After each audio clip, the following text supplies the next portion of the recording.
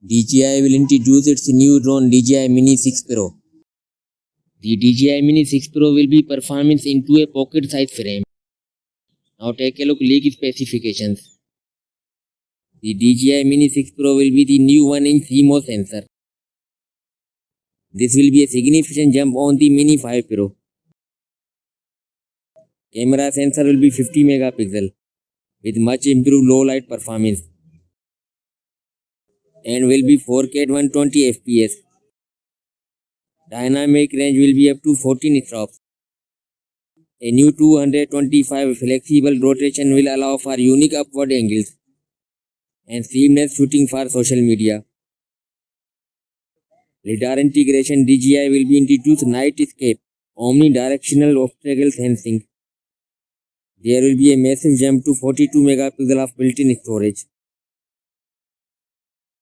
Flight time will be 36 minutes with the extended battery. That's all for now. Friends, subscribe my channel for more latest videos. Thanks.